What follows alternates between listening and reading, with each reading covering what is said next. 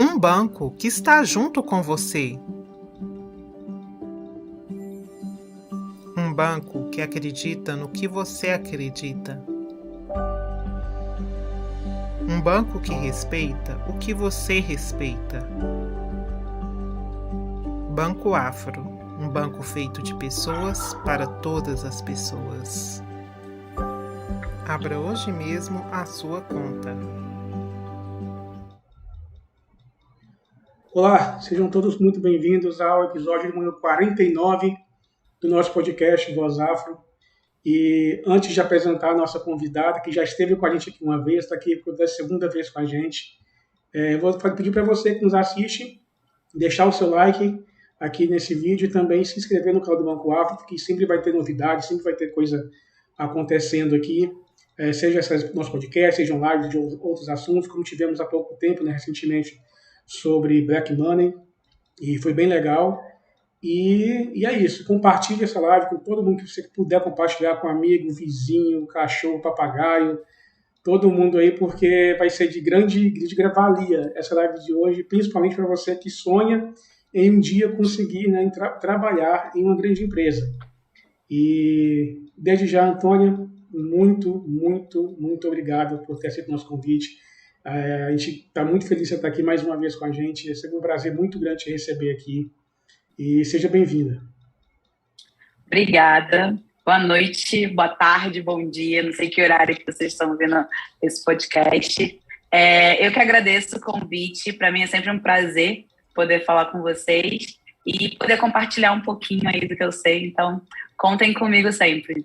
Maravilha. E para quem não conhece, quem não ouviu aquele episódio nosso anterior que a gente gravou, quem é a Antônia?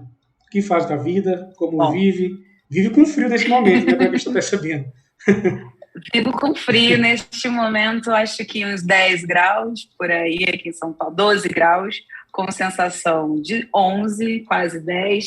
Mas eu acho que hoje deve estar mais frio do que normalmente. Mas, para quem não sabe, a gente está passando por uma fase de muito frio aqui em São Paulo. Acho que o Brasil, vários estados, né?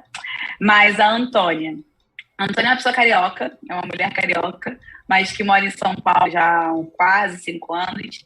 É casada, tenho 28 anos, faço 29 esse ano. Tenho uma cachorrinha e uma pessoa que ama o que faz, ama o trabalho. Além de trabalhar hoje na Meta como gerente de parcerias estratégicas, eu também sou mentora de carreira e ajudo aí jovens e mulheres que sonham em entrar em grandes empresas, ajudo essa galera, principalmente a comunidade negra, a conquistar esses sonhos e até mesmo a pensar em ter esses sonhos, né? Então, essa é um pouquinho de quem é a Antônia. Maravilha. Você falou, né, mentor de carreira e tal, e a gente vê assim, que muita gente mesmo, sonha de trabalhar na Meta da vida, no Uber, Spotify, Netflix, nessas empresas, essas grandes startups, né? A Meta não chega a ser uma startup mais, está longe disso, mas empresas assim que estão com esse boom gigantesco no mercado e tal, e tem alguns caminhos, né, Antônio, assim, para seguir, né, para chegar nesse local. Mas a primeira pergunta que eu te faço é a seguinte: curso superior é imprescindível ter ou dá para passar sem? Depende. Depende primeiramente de que área que você quer trabalhar. Vai ter algumas áreas que sim é possível você entrar sem ter um curso superior. Antes dela eu tive passagens pela Uber, pela Amazon, e eu vi gente que trabalhava lá e que não tinha. Porém, a falta do curso superior, quando você entra, posso falar que é um caso de sorte, tá? Não é uma regra, e você vai encontrar bem poucas vagas em que o curso superior não é exigido. Mas para essas pessoas que entram sem o curso superior, talvez o que elas possam vir a sofrer é um pouco de dificuldade de expandir o caminho delas dentro dessas empresas, porque elas podem acabar ficando um pouco nichadas e fechadas em uma só cadeira. Com o curso superior, isso é um pouco mais fácil, mas dá, não é algo que é impossível, principalmente na galera técnica, que é a galera de tech, de desenvolvimento, de arquitetura. você vai conseguir encontrar mais casos de pessoas sem um curso superior e de fato, que pessoas que têm um curso técnico muito bom e que codam muito bem e com isso elas conseguem. Também não é regra, mas é mais possível do que nos outros casos. Entendi. E para você que está nos acompanhando aqui também, quiser deixar sua pergunta, manda aqui no chat, que eu vou ter o maior prazer de ler para a Antônia aqui. E o que ela puder responder, ela vai responder para a gente. Porque assim, a Antônia também ela dá essa mentoria, né, Antônia? De carreiras mesmo, para justamente com esse objetivo, né? É isso aí.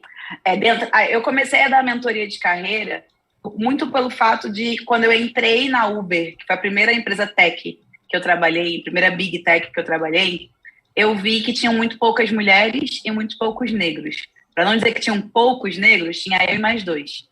Nossa, e isso cota da cota, né? e isso me assustava um pouco, sabe? Eu acho que a gente, como mulher, já passa por uma síndrome do impostor muito forte. Quando você é negro, isso se maximiza um pouco mais.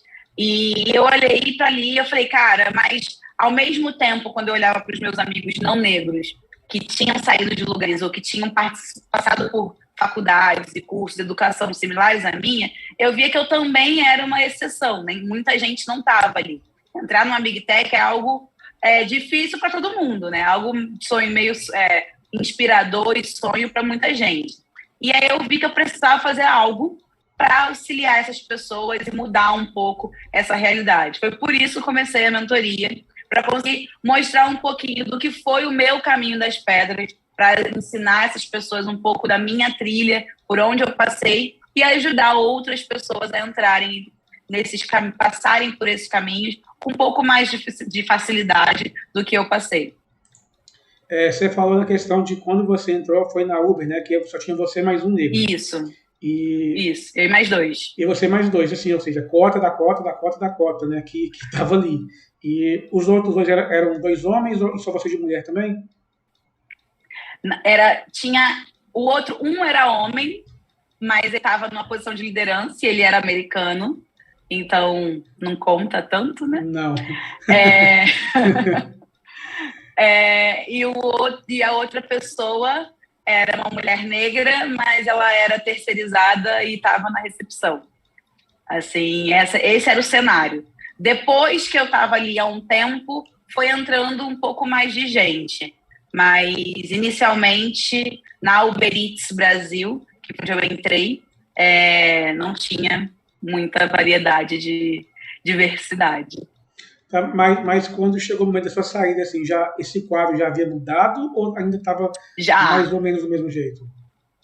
Já tinha mudado, a gente já conseguia olhar o grupo Black da Uber, era um grupo muito forte, você já conseguia ver mais negros, mas ainda não chegava a ser 50%, de jeito nenhum. Se a gente parar, uma coisa que eu gosto sempre de lembrar, né? Nós somos 56% da população brasileira. A gente não enxerga isso dentro das empresas. Isso é um problema. Então, é isso. A gente tinha um pouco mais, mas esse um pouco mais era um 1%. Era só o começo. Ainda tem muito que ser feito. E acontece muito também, porque assim, a gente tem em outros podcasts que a gente gravou aqui, foi até mesmo porque a gente falou sobre Black Money, e o Diego Reis, que é o nosso CEO, ele falou até assim que por muito tempo a gente não foi ensinado a estar nesses ambientes. A gente não foi educado, a gente não é preparado para estar nesses ambientes. Então a gente meio que cria aquela síndrome também de que isso não nos pertence, né? Que você não pertence a esse lugar. Tá me ouvindo? Tô te ouvindo. Não, sim, com certeza. E uma das coisas que acontece muito quando eu começo a dar mentoria é que eu ouço as pessoas falando assim, mas eu nunca sonhei com isso. Tem certeza que dá?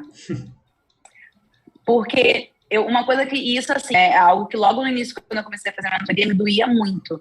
Porque o que eu via era que para a população negra, nem a capacidade de sonhar se era concedida. Então, não era só que você não conseguia chegar, você nem ousava chegar. Porque, pensa, você chegar numa Faria Lima, e eu não sei, assim, para quem está ouvindo, né? Mas acho que, no geral, as pessoas conhecem os termos, né? Os Faria Limas, que é como, ou, por exemplo, para a galera que é do Rio, chegar numa Rio Branco, com aqueles prédios todos maravilhosos ali, ou na Barra, aquela Avenida das Américas, aqueles prédios gigantes. A gente chegar e você parar e olhar e falar assim, será que eu me encaixo aqui? E aí entra a questão do poder da representatividade. Eu acho que a gente fala muito sobre representatividade na TV, né? Eu não vejo essa novela, se eu não me vejo nessa novela, eu não consigo me enxergar dentro da TV. O mesmo acontece dentro das empresas. Se você pega exemplos, por exemplo, aquela foto polêmica da XP, quando você só olha ali pessoas brancas, você vai conseguir se enxergar dentro daquela empresa? Dificilmente, né? Dificilmente. Então, é necessário que a gente faça gosto muito de falar sobre intencionalidade.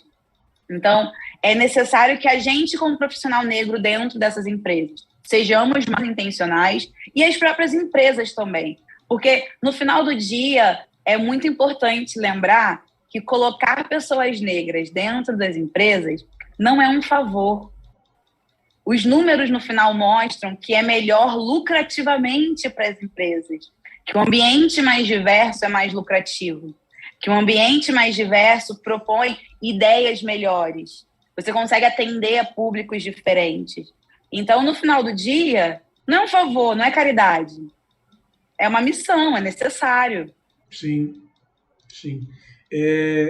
Mas, assim, a gente sabe que, como você falou, 56% da população declaradamente, né, é negra no Brasil. Fora os que não se reconhecem ainda não viram a chavinha ainda, mas é a grande maioria das pessoas. E a gente vê assim, que o mercado de consumo mesmo, ele está focado nessa galera também, porque não só pela questão da representatividade, como a gente falou, mas por uma questão também financeira, também estratégica, cara. A questão do Black Money, por exemplo. Eu vou vender para essa galera, vou começar a criar produtos para esse público, não pela representatividade, mas também por uma questão também econômica. Dinheiro. Eu quero a fatia desse negócio aí. Sim. Você não acha que talvez também isso aconteça também no momento da contratação de alguém negro? Que eu olho assim, cara, na minha empresa não tem. Minha empresa tem uma minoria ainda. Mas eu quero deixar que essa galera esteja pelo menos aqui com 30%. Nem penso na igualdade. Então, assim, de percentual um pouco menor ainda. Porque isso vai me fazer ser melhor visto por investidores, pela imprensa, pela comunidade, por quem consome meu produto. Acho que isso rola muito também? Rola, com certeza rola. Mas eu discuto muito sobre isso, sabe? Eu tenho um grupo de vários amigos, várias amigas que estão dentro de grandes empresas, e a gente fala muito sobre isso, sabe?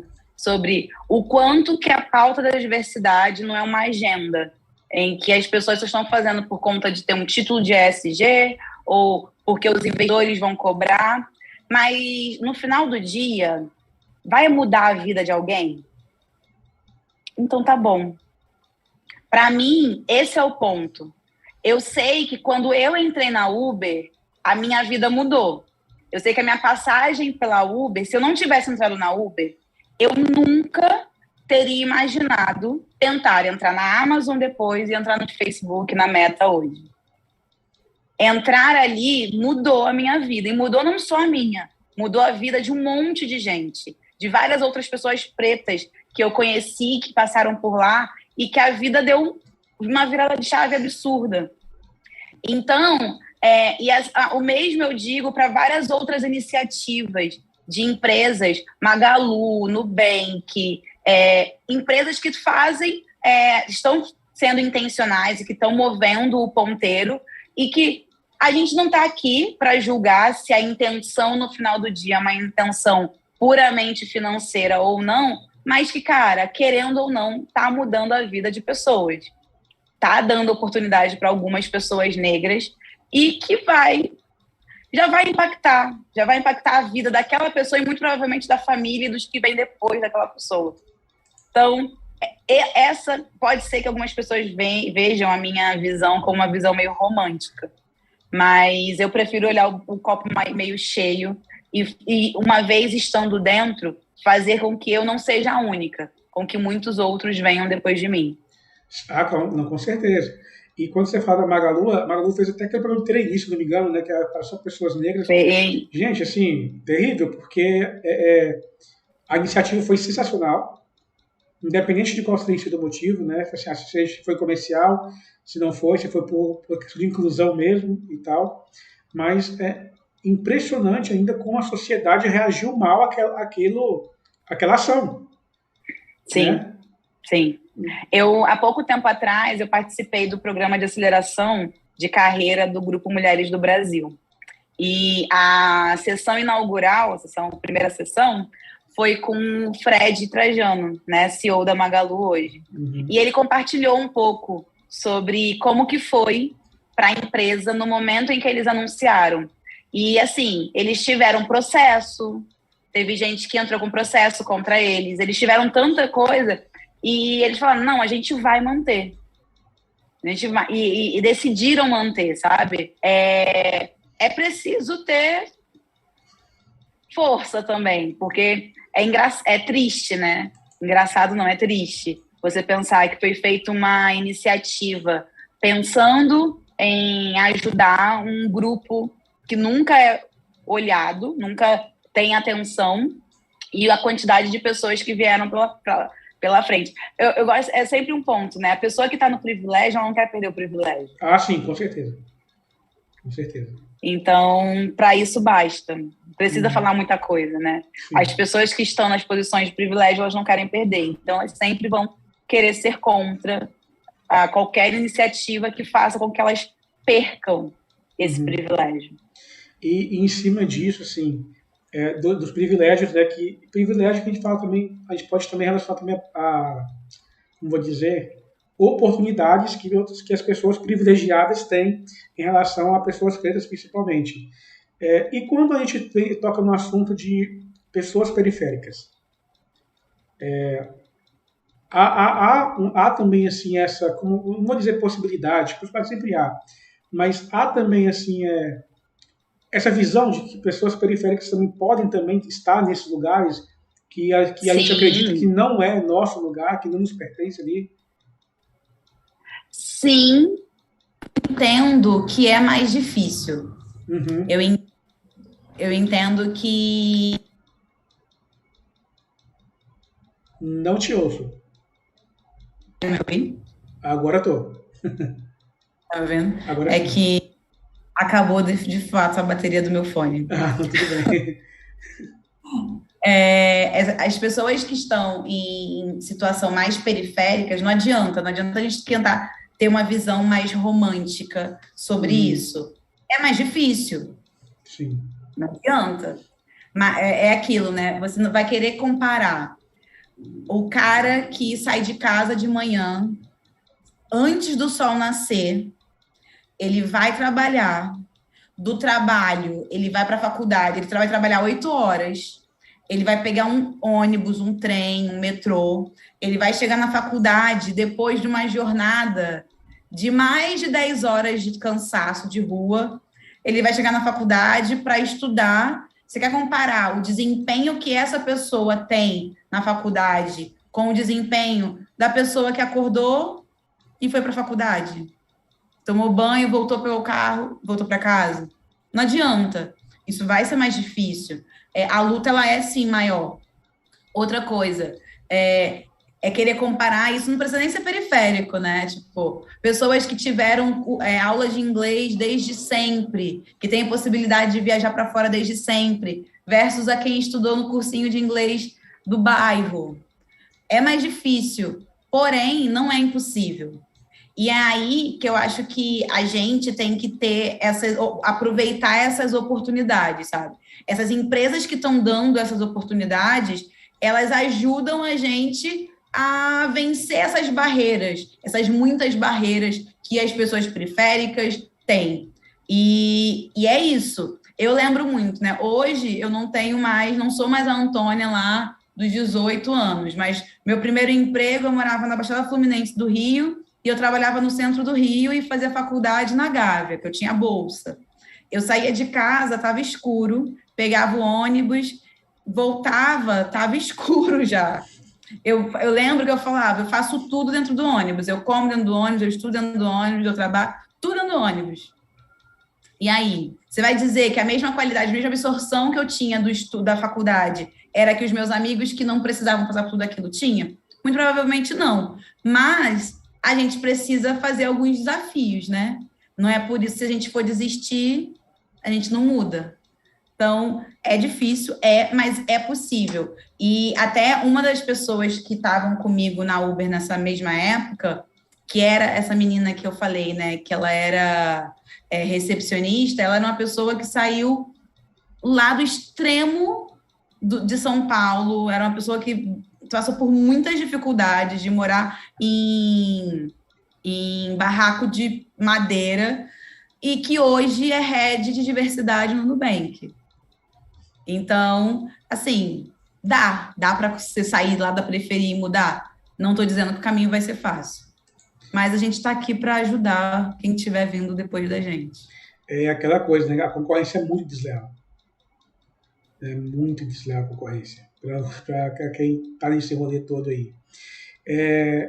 Aí, entrando mais no assunto agora da mentoria. Você falou lá no início lá que não é que o curso superior seja essencial, mas ele é importante. Tem uma importância grande no rolê de você ter emprego com uma grande empresa, né?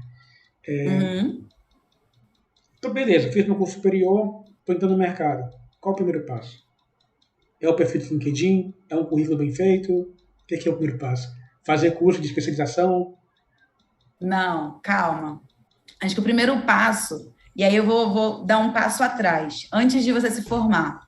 Se você puder, e eu estou falando se você puder, porque nem todo mundo tem essa possibilidade, faça estágios. O maior número de estágios que você puder. Se você for só precisar, se eu conseguir ter uma bolsa que seja suficiente para te sustentar, ou se você consegue ainda morar na casa dos seus pais, não precisa trabalhar, faça estágios. Por quê? Quando a gente está na faculdade, raros são os cursos que, de fato, mostram como é o dia a dia do mercado. Esse é um ponto que a gente pode conversar sobre educação em outra conversa. Tem muito pano para manga para a gente falar sobre isso. E quando a gente lembra disso, a gente tem que pensar, existe um leque muito grande, um gap muito grande entre o que você sai formado e o que o mercado de fato precisa. Esse gap, a forma mais rápida de você resolver ele antes de sair formado é indo para o estágio. Porque as empresas, elas precisam de estagiários e quando você vai para o estágio, elas vão te ensinar. E outra, muitas empresas, elas não veem o estagiário como estagiário, o que é bom, porque te dá a possibilidade de se desenvolver em projetos melhores, desenvolver coisas você mesmo e te dá essa possibilidade de ser efetivado mais rápido. O melhor caminho para você entrar no mercado de trabalho é através do estágio. Quem não entra no mercado de trabalho, enquanto ainda está no estágio, tem uma dificuldade um pouquinho maior de entrar no mercado de trabalho. É impossível? Não, mas aí a gente precisa fazer um outro trabalho, que é entender onde eu quero entrar, qual é o mercado que eu quero entrar, qual é o perfil. E aí, quando eu entender qual é o mercado, qual é o tipo de empresa, eu preciso entender qual é o perfil de profissional que aquela empresa está contratando para as vagas ali que eu tenho interesse. Uma vez que eu entenda qual é esse perfil de profissional, aí eu vou entender se eu já estou dentro desse perfil ou se não. E só depois dessa análise eu vou tomar decisão. Eu vou fazer curso disso? Eu vou fazer curso daquilo? Eu vejo muita gente hoje em dia saindo da faculdade, já entrando no MBA, já entrando numa pós. E eu pergunto, mas por que você está entrando? Porque eu queria já aproveitar que eu estou quente de estudar para depois eu não desistir. Mas esse conhecimento que você vai adquirir nessa pós, você vai utilizar ele onde? Não sei, no trabalho, mas você sabe onde você vai trabalhar? Qual é o objetivo do seu trabalho? Você sabe se esse conteúdo de fato vai ser utilizado? A maioria das vezes não é. Então, eu sempre aconselho que você só vá fazer uma especialização, seja uma pós, seja um MBA, seja o que for, depois que você já está dentro do emprego, e aí você consegue entender melhor, tipo, sei lá, é fazer uma pós mais técnica, é fazer uma pós de gestão de pessoas, é fazer algo mais, sei lá, de números, de dados, que dados hoje em dia é algo muito importante. Não sei, vai depender de onde você estiver. E isso você só consegue saber uma vez que você esteja lá. Coisas que são possíveis e legais de fazer são cursos de curta duração.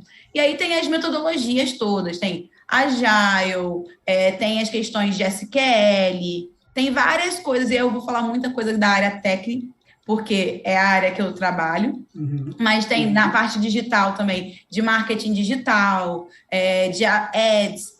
Tudo isso são cursos legais e que não necessita você pagar 30, 20 mil numa pós para você fazer. Embora eu saiba que hoje em dia você consegue fazer pós mais barato, sabe? Não descomplica da vida, mas ainda assim é um investimento grande que você pode fazer com menos e conseguir conhecimentos muito bons que vão te ajudar a entrar nas empresas. Entendi.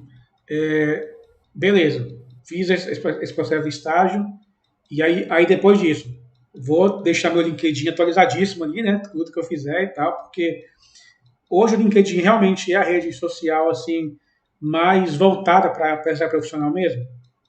Sim, sim. A gente pode falar que o LinkedIn, se você não tem LinkedIn, você não está concorrendo a 90% das vagas que estão abertas no mercado hoje. Os últimos números mostraram que 93% dos recrutadores usam o LinkedIn para fazer recrutamento. E isso é tanto para botar as vagas online lá, para você se candidatar ativamente, quanto para que os próprios recrutadores façam a seleção, que a gente chama de seleção ativa do lado deles, né? Em que eles vão atrás do perfil do candidato que eles querem. E aí, para isso, você precisa... Lembra aquela análise que eu falei? De entender qual é o perfil de empresa que você quer, entender qual é o perfil do profissional que está trabalhando naquela empresa. Tudo isso você só vai conseguir fazer se você tiver LinkedIn. Porque senão, onde você vai achar o profissional que está trabalhando naquela empresa? É mais difícil.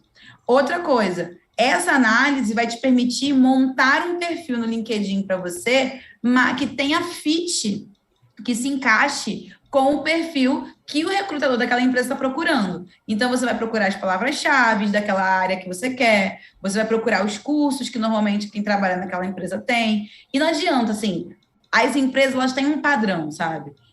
Tem empresa que contrata mais gente de consultoria, tem empresa que contrata mais gente de um curso de engenharia, de, sei lá, pessoas que tenham um conhecimento mais aprofundado com dado, pessoas que tenham um conhecimento mais aprofundado com marketing. Não importa, você vai precisar entender quem é esse perfil e montar o seu perfil baseado nisso. É uma coisa que eu sempre falo. O mercado de trabalho, você precisa entender noções de marketing. E aí, por quê? Quando você está falando de marketing, de produto, de qualquer produto, qual é o seu primeiro ponto? Para quem eu vou vender esse produto? Sim.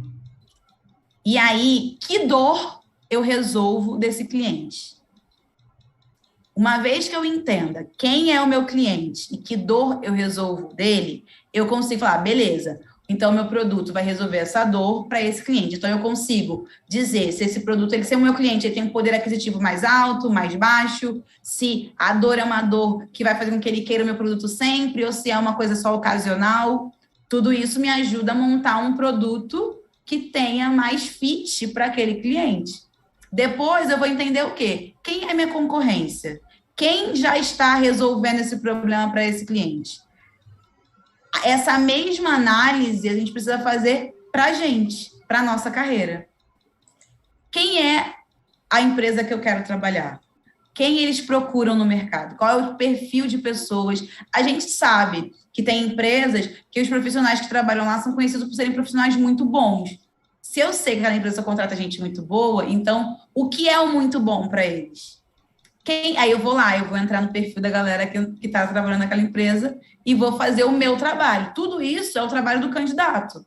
Entender para que caminho ele quer seguir e se montar a estratégia de marketing pessoal dele dentro do perfil do LinkedIn, ou às vezes ele olha e fala assim, ainda não estou pronto.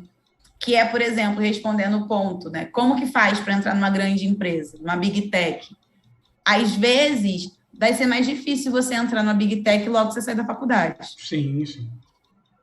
Porque o perfil das pessoas que estão lá, a não ser que você entre já no estágio, ele é um perfil de pessoas com nível mais sênior. Beleza. Por onde que essas pessoas caminharam até chegar lá? Então, já tenho mais ou menos uma noção. Ó, passou por uma startup, passou por uma empresa mais ou menos, mais mediana, passou por outra grande empresa, desenvolveu projeto X, projeto Y. Então, eu tenho consciência que se eu quero chegar numa grande empresa em 5 anos, esse é o trajeto que eu preciso seguir. É mais ou menos isso que precisa fazer para entrar lá nas grandes. Tá, outra coisa. A questão de você começar a estreitar mais suas conexões na rede do LinkedIn mesmo com pessoas que trabalham naquela empresa. Ajuda em algo? Eu estou perguntando pelo seguinte, desde que eu comecei a trabalhar no Banco Afro, estou recebendo uma enxurrada de conexões no LinkedIn de pessoas que trabalham na área de comunicação também, como eu. Na mesma área também. Isso influencia alguma coisa para quem quer, por exemplo, eu quero entrar na meta um dia, então eu vou começar a seguir a Antônia, seguir outras pessoas que estão na meta também, meio que já tentar fazer um network antes mesmo de pensar em candidatar uma vaga. Influencia? Uhum. Influencia muito. Por quê? O LinkedIn, como é que ele funciona, né? Ele funciona, uma vez que eu me conecto com você, você vê tudo que eu posto e tudo que eu reajo. Assim como eu vejo tudo que você posta, tudo que você reage. Se eu vou lá e reajo a algo que você postou, todo mundo que me segue também vai ver esse post que você fez. O que adianta eu ter várias conexões? Adianta se eu tiver um perfil no LinkedIn ativo. Se eu estiver ali mostrando o que eu estou fazendo. Por quê? Uma vez que eu poste algo sobre o meu trabalho, sobre um projeto que eu desempenhei, que eu desenvolvi, alguém na minha conexão lá, dessa empresa, alguém da Meta, que me segue, que quer minha conexão, vai lá e curte. Pode ser que essa pessoa tenha também uma pessoa da RH e que fala, nossa, eu estou precisando de uma pessoa nesse perfil para uma vaga de comunicação. E aí, com isso, a pessoa vai ficar sabendo, conhecendo você. Essa é a primeira coisa. A segunda coisa, você acaba ficando mais exposto a esses conteúdos mesmo, ao que essas pessoas estão fazendo. Isso facilita para que você tenha relações de contato, networking mesmo, relacionamento vivo, e para se caso, nessas trocas que você pode fazer dentro do LinkedIn, caso essa pessoa saiba, eu sei que tem uma vaga que eu acho que é a sua cara, ela vai lá e te indica. Outra coisa. E o terceiro ponto, que é alimentar o próprio algoritmo do LinkedIn. Conforme a gente vai alimentando o algoritmo do LinkedIn com o nosso comportamento, ele também vai ranqueando a gente melhor para todas as vezes em que ou alguém procurar, ou até mesmo quando a gente estiver procurando vagas e ele estiver mostrando as vagas que tem mais o seu perfil. Então, assim, tudo que você faz dentro da rede do LinkedIn te auxilia a chegar na sua vaga. Mas as conexões, sempre lembrando, qualquer pessoa que eu adiciono, tudo que eu postar e ela curtir, a rede dela também vai ver. Então, se eu quero maximizar quem está me vendo, lembrando sempre, né? Quem não é visto não é lembrado. Se eu quero maximizar quem está me vendo, eu preciso ter mais pessoas ali dentro da minha rede de conexões do LinkedIn. Maravilha, maravilha. Ai, meu Deus, me fugiu a pergunta agora que eu ia te fazer. Tava essa questão de você falando do LinkedIn. Ah, tá. É porque nem pergunta a mim, desculpa. A pergunta que chegou aqui no chat aqui da Fernanda, que ela perguntando: boa noite. Tem uma pergunta. Que conselho você dá para a pessoa manter a calma na hora de entrevista? É importante. Fernanda, acho que a primeira dica é treino. Eu costumo falar que processo seletivo é que nem receita de bolo. A primeira não sai boa. Você já fez um bolo? Raramente o primeiro bolo sai bom. Às vezes o segundo sai mais ou menos. Quanto mais você faz, melhor você fica. Mas isso não significa que todos vão sair bom. Às vezes vai ter um ou outro que você ainda vai dar um molezinho e falar, sou louco. É exatamente a mesma coisa com entrevista. Com entrevista, a gente precisa aprender a fazer entrevista não só quando a gente está querendo um emprego, mas fazer entrevista para testar mesmo. Então, é uma questão de hábito. Quanto mais você faz, mais segura você vai ficando sobre o que você tem que responder e melhor você vai se portando. Então, assim, às vezes você já fez tantas vezes que você já sabe até as perguntas que o recrutador vai fazer. Uma outra coisa importante, para se você não tem essa possibilidade, né? Não dá mais para fazer um monte agora. Eu preciso de um emprego. Como eu consigo para agora? Treino. Treina na frente do espelho, treina com amigos. Uma coisa que eu fazia muito, eu pegava, me gravava falando e pegava, tipo, quais são as perguntas mais comuns? Pegava a pergunta, me treinava e eu ficava sempre ali, ó, gravava. Depois eu ia e olhava, aqui ficou ruim. Por que o gravar também é bom? Para a gente conseguir olhar como a gente está se expressando. Porque, às vezes, a gente esquece, né? Mas o nosso corpo, ele fala. Então, como a gente consegue passar a segurança, passar a nossa personalidade de uma forma boa, sem deixar o nervosismo ele transparecer? Uma outra coisa importante. Ninguém é eliminado de um processo seletivo por conta de nervosismo. Você é eliminado por não controlar ele. O recrutador, ele espera que você fique nervoso, ele sabe disso, ele já sabe que é normal, mas é a forma como você consegue trabalhar isso é o que vai fazer diferença. Então, respirar fundo, separar um copo d'água do seu lado. O copo d'água sempre ajuda, porque então, tipo, você toma aquele gole, é o tempo de você pensar o que você vai responder naquela pergunta, que às vezes você não lembra na hora. Às vezes, ter uma caneta na mão, porque te ajuda a concentrar a energia na caneta, ao invés de concentrar a energia de ficar tremendo, ou ficar balançando, ou ficar mexendo os dedos. Tem algumas técnicas que você pode utilizar para garantir que você não transpareça esse nervosismo e que você consiga passar a sua mensagem. Mas sempre, treino, treino, treino. Use todas as ferramentas disponíveis hoje em dia. Use os amigos. Tem uma amiga minha que recentemente estava fazendo trainee e, olha, durante uns 3 meses que ela estava se preparando e eu estava ajudando ela na preparação, eu treinava com ela todo final de semana. Ela me mandava tanto áudio e eu falava, tá ruim, faz de novo. E é isso, sabe? Tenha com você também pessoas que possam te ajudar. E com os meus mentorados eu faço isso. Eu ainda agora estava mandando um áudio para a mentorada, ela estava participando de uma fase. Eu falei, nessa fase vão querer isso, isso e isso. Então, se prepara para isso, se prepara para aquilo. Tenha o seu pitch muito bem alinhado, apresentar quem você é, o porquê que você é a pessoa mais adequada para aquela vaga. Estuda, sabe? Se prepara. A melhor resposta para combater o nervosismo é a preparação, é o treino. E falando assim, a questão da preparação, da fala, do treino, dos trejeitos, né, tudo, mexer na mão, aquela coisa que você falou. Vestimenta, tenha também algo assim também que é ideal para a pessoa ir? Sim, vestimenta, e até queria trazer uma aspas, né? A gente, com a pandemia, começou a ter muita entrevista à distância, por vídeo.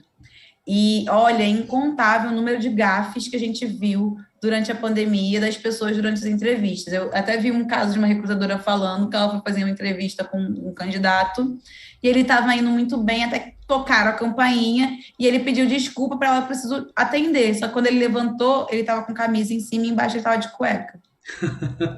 Clássico, né? Então, assim, entrevista, se você for presencial, sempre tenta ir de uma forma mais neutra, de uma forma sóbria.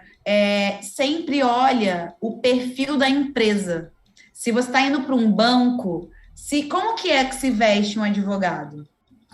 Então, eu vou me vestir de acordo com aquela empresa. Eu estou indo para um banco, como que é o perfil de um bancário? Se eu estou indo para um escritório de advocacia, como que se veste um advogado? Se eu estou indo para uma empresa de tecnologia, será que eles são mais descontraídos ou menos descontraídos? O mesmo vale para a foto que você deixa no seu perfil do LinkedIn, tá, gente? Porque é a imagem que você passa é a imagem que eles vão contratar, que eles vão pensar, será que essa pessoa tem o fit com a minha empresa? Então, sempre quando você for pensar na roupa que você vai se vestir, pensando, cara, eu tenho que ser o mais neutra ou me adaptar à realidade daquela empresa, o perfil formal ou informal daquela empresa.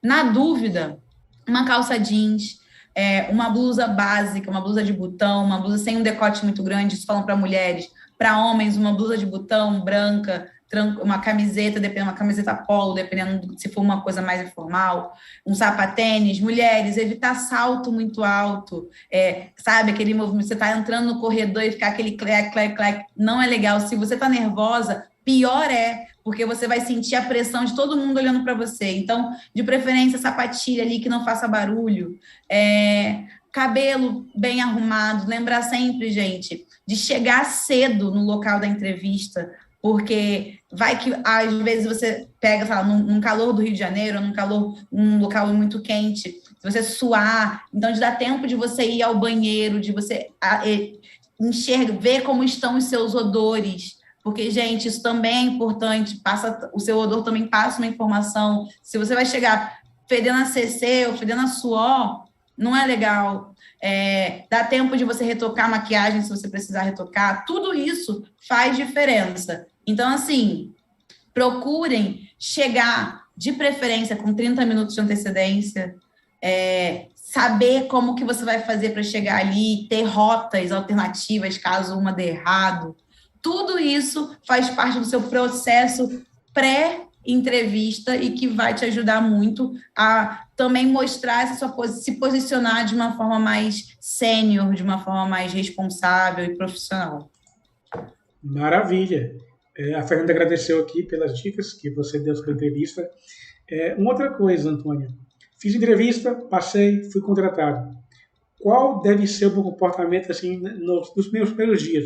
Chego chegando, chutando a porta, com o pé na porta com tudo. Chego mais pianinho, mais no sapatinho mesmo ali, mais quietinho, observando mais. Olha, isso vai variar muito de pessoa para pessoa, né? De personalidade. Mas eu sempre indico que você leia o ambiente. Em alguns casos, você vai conseguir chegar e já mostrar um pouco como você é, mas é sempre importante levar em consideração que a gente tem essa mania, às vezes, né, de olhar a situação de fora e falar, mas por que não fez assim? E, às vezes, quem está ali na empresa há anos sabe todo o contexto, por que aquela decisão foi feita daquele jeito e tudo mais. Isso significa que você não deva desafiar algumas coisas, o status quo, às vezes algumas coisas que são feitas de uma forma que não é a melhor, que você tem um conhecimento de outras empresas, que você sabe que pode fazer diferente? Não, mas sempre com muita diplomacia, tomando cuidado para não sair pisando em ninguém, porque no final do dia você vai conviver com aquelas pessoas ali pelo menos 8 horas de cada dia. Né? Então, é importante que você não chegue fazendo inimizades ou querendo aparecer demais. O ideal é que você chegue de uma forma mais diplomática e vá mostrando o seu trabalho à medida que você lê o ambiente, entende. Sempre tem, né? Dentro da política das empresas, sempre tem alguém que se destaca, alguém que é mais sensível, alguém que lidera tudo. Identifica quem é quem, e aí depois você escolhe qual vai ser o seu papel dentro daquela organização ali. E isso tem um período para essa análise ou independe, assim? Porque às vezes a pessoa também chega também e fala observar, passa 2 meses observando, daqui a pouco, cara, não estou produzindo, estou só observando o ambiente, né? Uma coisa importante, observar não significa não trabalhar. Uhum. Você vai fazer tudo, e aí, assim, vai depender do timing da empresa. Vão ter empresas que em 6 meses você já fez tanta coisa que, cara, você fala, parece que eu estou aqui há 1 ano. Mas vai ter empresas que o timing delas é mais lento e que você vai precisar também observar isso. Então, assim, eu acho que conforme vai passando, pelo menos o primeiro 1 mês, 2 meses, é aquele tempo de você ir se ambientando. Antes de 3 meses, ninguém consegue ter uma visão sólida sobre empresa nenhuma. Não adianta. Eu lembro que até um pouco tempo atrás eu recebi uma mentorada que veio para fazer mentoria e que falou, olha, eu estou numa empresa há 3 meses e eu odeio, e é horrível, e que não sei o que não sei o que lá. Eu falei, olha, eu acho que não tinha nem 3 meses ainda, era tipo próximo a 3 meses. Falei, olha, calma, sabe? Você acabou de entrar. É muito difícil, logo assim, de cara, você saber tudo. É importante você ter tempo para analisar os cenários e conseguir ter certeza que você está fazendo, quem são as pessoas, e para você entender o que você está fazendo. Porque em muitas empresas a complexidade é tão grande que em 3 meses você não sabe nem do que você está fazendo, qual é o core da empresa, os desafios e tal. Uma outra coisa em relação ao falar. Porque, por exemplo, o carioca, por exemplo, os que eu conheço, os cariocas que eu conheço, a cada 5 palavras, 3 são gírias que eu não entendo. Às vezes tem que pegar um pouco de carioquês ali para começar a entender melhor. Quanto a isso, pessoas assim que têm costume de falar muita gíria, de tal, às vezes falar um palavrão no meio da palavra ali, aquela coisa toda, que para ela nem palavrão não é, digamos, socialmente aceito. Tomar cuidado com isso também, eu falo assim, não, cara, eu vou lá, você eu, porque no meu dia a dia de trabalho vai ser assim. Vai depender da empresa, tá? Porque, de novo, é que nem a questão da roupa. Vai ter empresa que é mais formal, vai ter empresa que é mais informal. Então, cabe a cada pessoa entender como é o perfil, até mesmo daquele núcleo ali em que ele vai trabalhar. Por exemplo, cheguei num núcleo onde, sei lá, todas as pessoas são evangélicas e elas não gostam de palavrão, ou todas as pessoas são cristãs ou têm uma religião e não gostam de palavrão. Se eu chego nesse time e começo, toda vez que eu estou no almoço com essas pessoas, e começo a falar palavrão, isso vai incomodar. Então, é sempre importante entender o perfil da empresa e entender o núcleo onde você está inserido. Mas, salvo a grande exceção, vou lidar com um cliente. Se eu vou lidar com um cliente externo, principalmente, eu estou indo representando a minha empresa. Nesse caso, nunca use palavrão. Nunca. E uma outra coisa, em relação às gírias, o ideal é que você evite usar gírias. Tem formas de você conversar sem precisar usar gírias. É lógico, uma ou outra vai sair, mas é importante que você saiba se comunicar dentro de uma linguagem profissional e dentro de uma linguagem coloquial, que é o que todo mundo tem, né? Você não vai falar com sua mãe, com seu pai, da mesma forma que você fala com seus amigos na rua. Sim. E é isso. Se você não fala com sua mãe e seu pai da mesma forma que você fala com seus amigos na rua, então você também não vai falar dentro do seu emprego da mesma forma que você fala com seus amigos na rua. Maravilha. Eu pensava muito nisso mesmo, essa questão mais formal mesmo, assim, né? Não formal, mas a questão mais de se policiar, digamos assim. Se policiar assim, é isso, tipo, por exemplo, na Meta, em empresa tech é bem informal, então é bem tranquilo.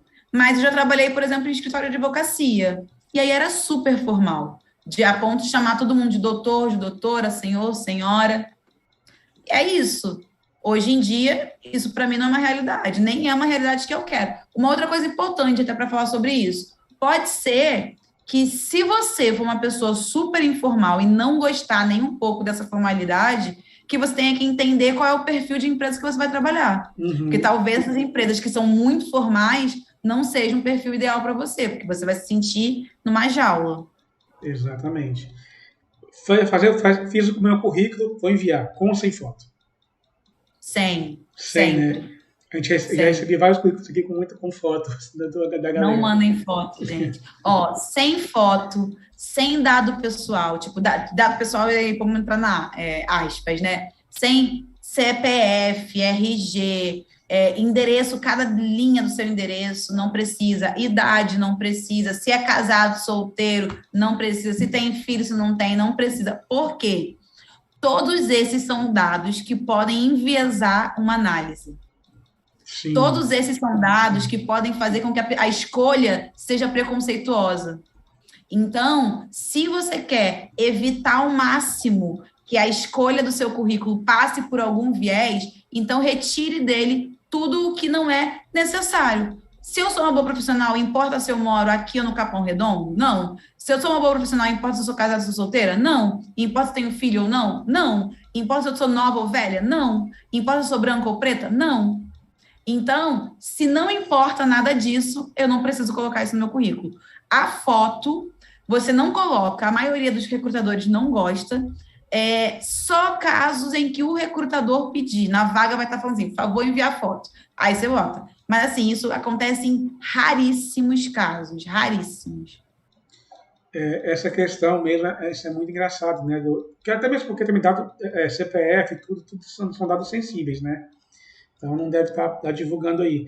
Mas engraçado, na verdade não, triste na verdade o episódio, porque eu já li alguns fatos falando sobre isso, de pessoas que, por exemplo, no Rio de Janeiro, capacitadas, estão prontas para aquela vaga, mas colocava um endereço certinho lá onde morava, e a pessoa, não vou te contratar porque a pessoa mora na favela e vai me roubar aqui. O mesmo acontece com, às vezes, pessoas que moram longe. Muitas pessoas que moram na Baixada Fluminense, no Rio de Janeiro, pegavam o endereço do conhecido que morava ali na Tijuca, que morava ali no Rio Comprido, para colocar, porque a empresa, se botasse o endereço que era da Baixada, ia ter que pagar uma passagem mais cara, e aí fala assim, não vou pegar uma pessoa que mora longe. Gente, beira absurdo, né? É triste, né? Mas aí entra aquelas coisas que a gente estava falando, né? As pessoas periféricas, elas sofrem mais. É mais difícil. Sim. Mas estamos aí, né? A gente tem que pegar aquela música do Emicida. Você vai pegar e você vai. Exatamente. Você vai escutar ela o tempo inteiro e você vai seguir. É o jeito. Você vai pegar esse diploma e você vai conquistar. Exatamente. Vai fazer por nós. A gente está chegando ao final, né, desse episódio. Já estamos com 51 minutos aqui já. Estou com essa ideia aqui. Passou rápido pra caramba. Mas como a gente está combinado, né, que é de máximo de 1 hora. Então, chegando aqui, quero ser mentorado pelo Antônio para conseguir um emprego, seja na Meta, seja no Uber, na Netflix, ou Banco Afro também. Como faço? Bom, eu tenho meu Instagram, Antônia Souza Mentoria, Souza com Z. Lá você consegue ver sempre que eu abro ou mentoria individual ou mentoria em grupo. Nesse momento, eu estou abrindo agora vaga para mentoria em grupo, que é muito bom, assim, é uma das minhas modalidades de mentoria que eu mais gosto, porque há uma troca muito legal entre as pessoas que participam e o networking já começa ali. Então, quem quiser, quem tiver interesse, é só me seguir lá no Instagram, me manda direct, que eu respondo todo mundo, e aproveita também para ver os conteúdos. Todo dia tem post ou tem Reels, sempre vai ter live, sempre tem algum conteúdo muito legal, focado em carreira, em desenvolvimento profissional, muito focado para mulheres e para a população negra, para os jovens negros. Então, quem quiser, vai ser um prazer ter vocês comigo e certeza aí de que vai dar certo. Em média, 40% dos meus mentorados já conseguem emprego já durante a mentoria e, em média, 60% aumenta, às vezes, até 2 vezes o salário que eles tinham antes da mentoria para depois da mentoria. Então, os números são bons, a mentoria é muito boa, ela ajuda muita gente e eu fico muito feliz. É um trabalho que eu faço já há quase 3 anos e pouquinho, e que eu faço com muita felicidade, com muito orgulho de estar ajudando muita gente aí nesse caminho. Não, maravilha. E vai estar na descrição desse vídeo aqui também, as redes sociais da Antônia, como você faz para entrar em contato, para falar com ela, para ser mentorado por ela. Como ela falou, a gente já tem a prova social, né? Então, os números são bons. Sim. Pode falar. Uma coisa que eu gosto muito de falar nada que eu ensino na mentoria é que eu não fiz. Eu saí de Caxias e hoje estou em São Paulo. Eu saí da Baixada Fluminense, passei pela Uber, pela Amazon, hoje estou no Facebook, passei por várias startups, pela L'Oréal. Então, tudo que eu ensino para as pessoas que passam pela minha mentoria é o que eu aplico na minha carreira. Então, aqui não é coach, não é essa galera aqui de palco, principalmente porque eu tenho muita responsabilidade, porque eu sei que eu estou lidando com vidas. Sim. Então, eu tenho responsabilidade do que eu falo A gente, quando é mulher negra, a gente tem que ter muita responsabilidade por onde, o que a gente faz, né? Então, eu tenho, graças a Deus, a maioria dos meus mentorados são muito felizes, todos gostam muito. Então, quem quiser, quem tiver dúvida, quiser tirar alguma dúvida, pode me mandar mensagem, que eu tento sempre responder todo mundo com o maior prazer. Maravilha. Antônia, mais uma vez, muito obrigado. Para você que nos acompanhou até aqui, não deixe de deixar o like aqui, de se inscrever na página no canal do Banco Afro. Siga a gente também no Instagram também, @Banco Digital Afro, aparecendo aqui na tela para vocês aqui o nosso Instagram. Se quiser trabalhar com a gente do Banco Afro, estamos com vagas abertas, visite nosso site www.bancoafro.com.br. Só ler o QR Code está aí na tela também, em cima da minha cabeça aqui. E você navega até o final da página, no rodapé da página, clique lá em trabalhar com a gente, trabalhe com a gente. E lá você vai ver as vagas que estão abertas. Sempre está tendo vaga nova, a gente está em processo de contratação mesmo, nesse período. E só se quiser. Vou indicar para o pessoal, hein? Pode indicar. A gente está com bastante vaga aberta lá. E deve abrir mais nos próximos dias aí. Então vem trabalhar com a gente também.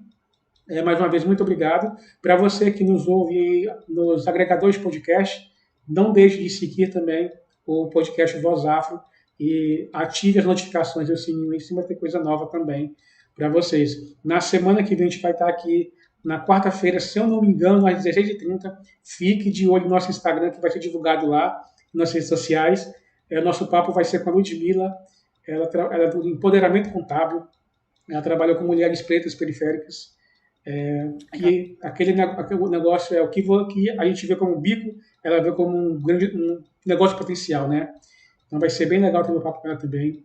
E é isso, Antônia, muito, muito obrigado mesmo por estar com a gente aqui mais uma vez. É um prazer para a gente muito grande. Contem comigo. Sucesso para o podcast de vocês. Amo participar e sempre que quiserem me convidar, já considerem o convite aceito. Maravilha. Vai ter mais sim, com certeza. Obrigado mesmo. E a você que nos ouviu até aqui, nossa, muito obrigado também. Tchau, tchau. Tchau, tchau.